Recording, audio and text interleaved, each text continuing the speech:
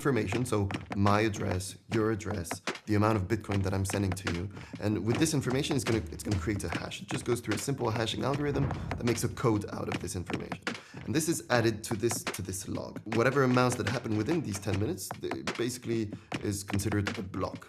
And there will be miners, so computers that are connected to the network to verify these transactions. So they're just gonna be there ready to confirm that I do have this Bitcoin, and yes, I can send it to you.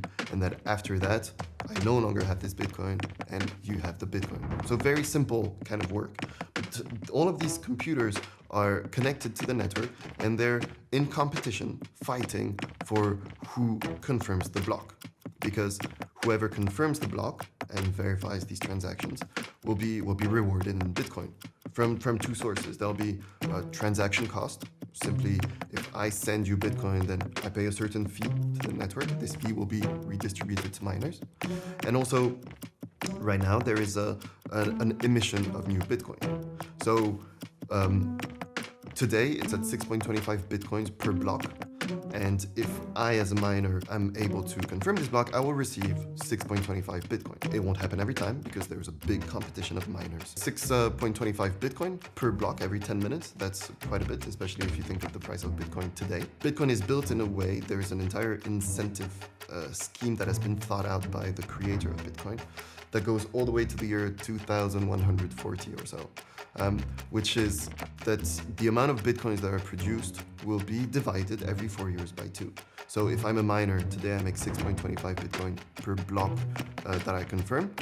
4 years from now, after the next halving, it'll be half that. So 3.12 Bitcoin. This is an incentive for people to be as efficient as possible when running their Bitcoin mining business, and also an incentive for the price to stay above a certain level, because a miner simply will either run out of business if the price is too low, or will decide not to sell his Bitcoin because he's not covering for his operating expenses. In the Bitcoin protocol, changes can be made in two ways. There's a simple way called a hard fork, where someone essentially makes a copy of Bitcoin, makes changes to the protocol, and releases it to the world. Miners need to connect to this new network and choose to use this new network over the original Bitcoin network. This was done by projects such as Bitcoin Cash and Bitcoin Satoshi Vision that were trying to solve what the founders thought to be problems in the Bitcoin network. There was a scaling attempt to allow Bitcoin to continue to be money for the world. And it was called the SegWit 2x agreement, where SegWit, which is, if you're deep into crypto, you already know what that is. If not, don't worry about it. And the block size were going to be upgraded from 1 megabyte to 2 megabytes, which would, if you do both those things, you're going to get more than double as many transactions available on the Bitcoin network. If you do just the 1 megabyte to 2 megabyte, you double. Add SegWit, it's a little bit more on top of that. Anyhow, for whatever reason, the SegWit portion of that agreement was activated first. When that 2 megabyte upgrade eventually was aborted, I had to look around the world and say, okay, well, if I want a tool that can enable every human being on the planet to be able to send and receive any amount of money with any other human being on the planet, Bitcoin can't do that. It's not going to do that with 1 megabyte blocks. It's impossible for Bitcoin to do that. So there's a whole bunch of other cryptocurrencies out there. Which one do I think is the most likely to bring the most economic freedom to the most people around the world in the shortest amount of time? And I looked at all the different cryptocurrencies out there, and Bitcoin Cash was the one that was at the top of my list. Since their launch, these projects have failed compared to Bitcoin, losing value against the first cryptocurrency, because the people that are positioned in Bitcoin didn't want to transition. This reluctance was mostly due to one reason: decentralization. Decentralization in Bitcoin is the fact that no one controls the network. It is an open, secure network, controlled and improved by every participant. In projects like Bitcoin Cash, the number of participants being much lower than in Bitcoin lowered the security.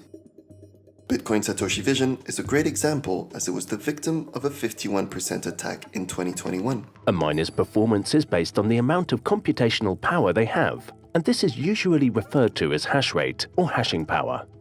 The mining power is distributed over different nodes across the world, which means it is not in the hands of a single entity.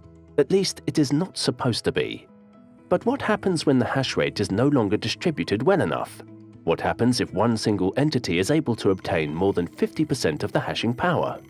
One possible consequence of that is what we call a 51% attack, also known as a majority attack. A 51% attack is a potential attack on a blockchain network where a single entity or organization is able to control the majority of the hash rate, potentially causing a network disruption. In such a scenario, the attacker would have enough mining power to intentionally exclude or modify the ordering of transactions. They could also reverse transactions they made while being in control, leading to a double spending problem. A successful majority attack could also allow the attacker to prevent some or all transactions from being confirmed, or to prevent miners from mining, resulting in what is known as mining monopoly. The second method to make changes is called a soft fork. In a soft fork, changes are made to the protocol and need to be accepted by the majority of miners. To do so, miners simply decide whether they want to upgrade to the new protocol and update their machines.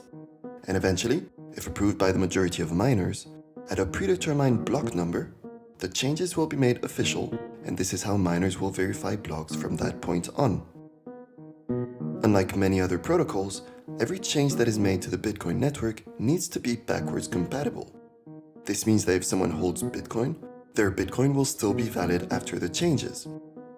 Other networks may be easier to change, but won't be backwards compatible, and will often require holders of the coin to transfer their coins to platforms that will accept the changes before a certain date,